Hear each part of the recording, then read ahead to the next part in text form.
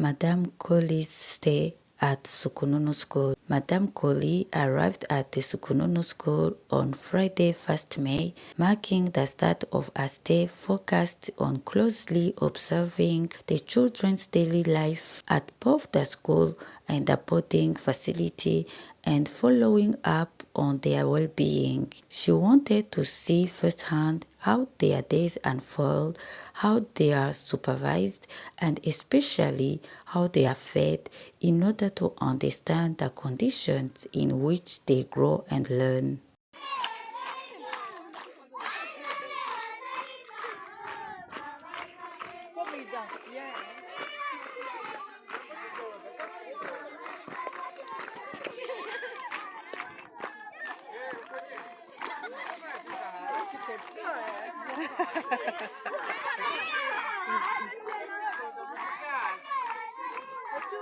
On Saturday, 2nd May, the day began with a prayer followed by a coloring activity with the children.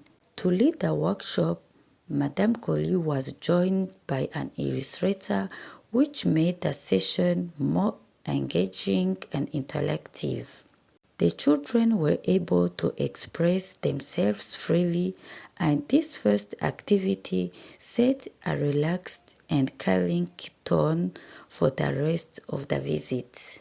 On Sunday, 3rd May, the same lead continued, morning prayer followed by another caroling session. This consistency gave the children a stable routine and allowed Madame Cory to gradually integrate into their daily life, talk with them, and better understand their needs and personalities.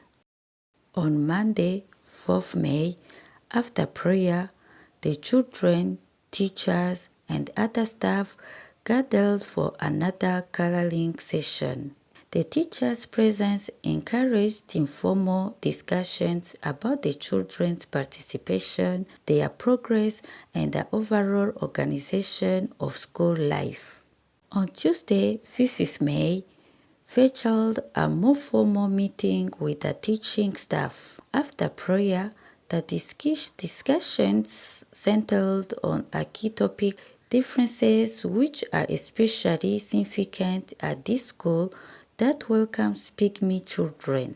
Beyond the daily challenges, the teachers and Madame Cory discussed the children's future after secondary school. The meeting concluded that it is essential to start planning longer-term supports. Whether the children choose to pursue university or move into trades, tailored support will be needed for their chosen path so they don't end up without prospects after graduation. This reflection on life after school gave the visit a new dimension, linking immediate care for the children to their future integration into society.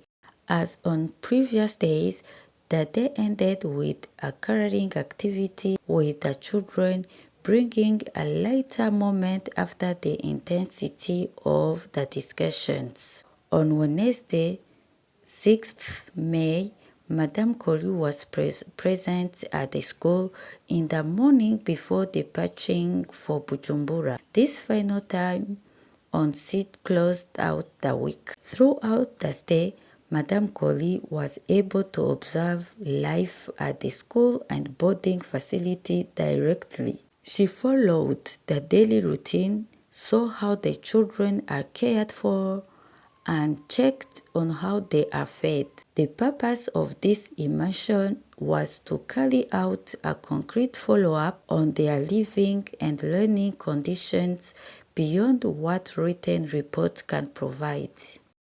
Her visit combined times of prayer, creative activities with the children, and in-depth discussions with the teachers. It allowed Madame Cory to see the reality on the ground to address the sensitive issue of including pygmy children and to open a reflection on their future. The attention given to their nutrition, their living conditions at the boarding facility, and their prospects after secondary school shows a commitment to support that goes beyond schooling and aims to sustain them in whatever path they choose.